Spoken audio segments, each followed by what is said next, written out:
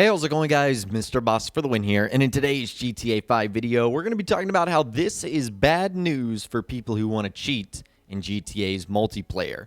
So this information today is coming from Rockstar Games insider Tez Funds 2, who said Ozark, a popular mod menu mostly known within Red Dead Online and a little bit within GTA Online, has been shut down by Take-Two. And the person in charge of this mod menu or this tool ended up posting this message: "Dear beloved Ozark users, please read this message in its entirety.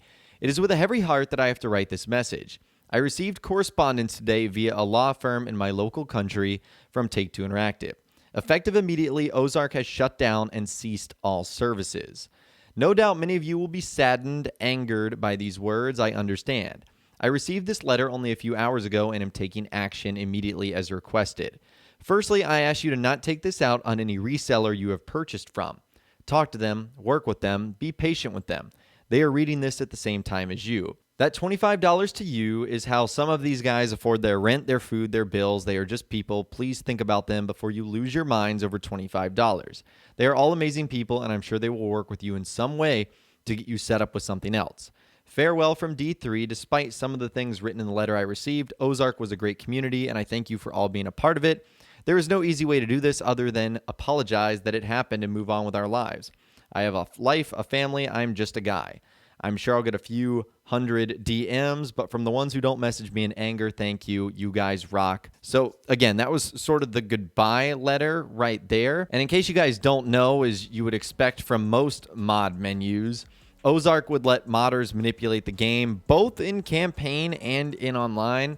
So they would allow them to teleport, instakill, spawn vehicles, drop money. And it is really the unfortunate reality of Grand Theft Auto Online right now, especially on PC, that it is ridden with cheaters, hackers, and modders. At times can make the game simply unplayable and also unsafe, because a lot of the things that these guys can do are pretty crazy in terms of getting your IP address or freezing up your computer so you have to shut it back down all the way again. Those are just a handful of the things that these mods and the distribution of them are capable of. And as the letter mentioned, Ozark was available through mod resellers for $25. And even some of the sites that you could previously buy them from, it will now say that the mod menu is offline and has been shut down by Take-Two Interactive. They have acted pretty swiftly here, and I think this is the thing Take-Two Interactive needs to be going after. Not necessarily the map mods for older Grand Theft Auto games or even newer GTA games like Grand Theft Auto 5. So as you guys know, Take-Two Interactive has been the heavy topic of conversation over the last couple of weeks, as they have removed a handful of map mods from Grand Theft Auto games. In fact, even today, it looks like they have removed even more. This is coming from Videotech on Twitter. He said, LibertyCity.net, a popular mod site known for GTA mods, has been requested by Take-Two Interactive to take down over 7 mods for GTA San Andreas and Grand Theft Auto 5.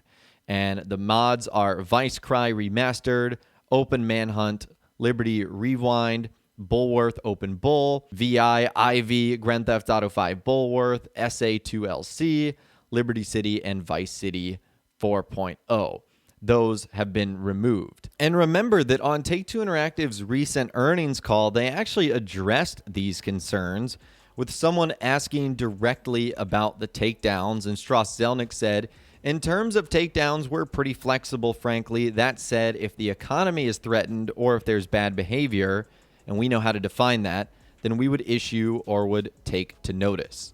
So I totally understand with the programs like Ozark, and I quite frankly see this as good news, because Grand Theft Auto Online is plagued by people who have stuff like this. Now, if you're just giving yourself money, that's fine. You're giving your friends money, that's fine.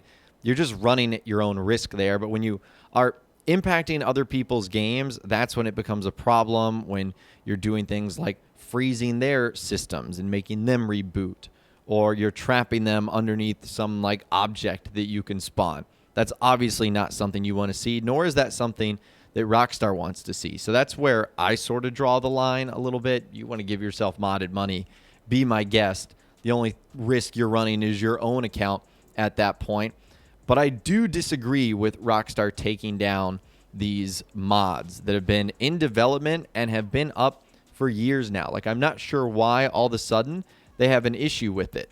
Now, the only way I could see them justifying this is if they have projects in the works that use those maps that are being modded.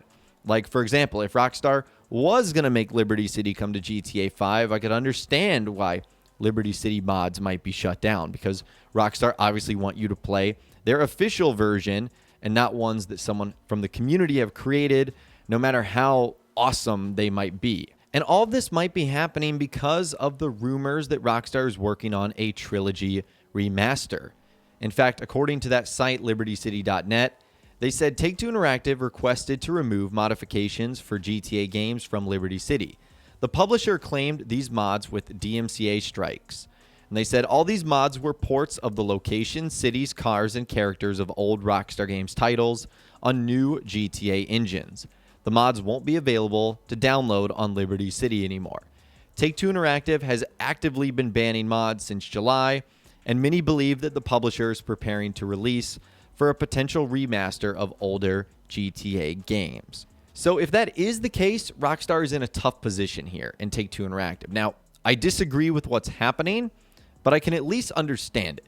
Because it's not like Take-Two Interactive can just tell these mod creators, hey, we're taking down your mods because we're doing something that we haven't even announced to the entire world yet. So they are put in a tough spot.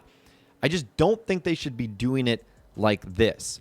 Like, allow the mods to remain up maybe until the game comes out, and then you politely say, hey, here is our reasoning for removing them, not just doing them with DMCA strikes. So I understand both sides of the coin here.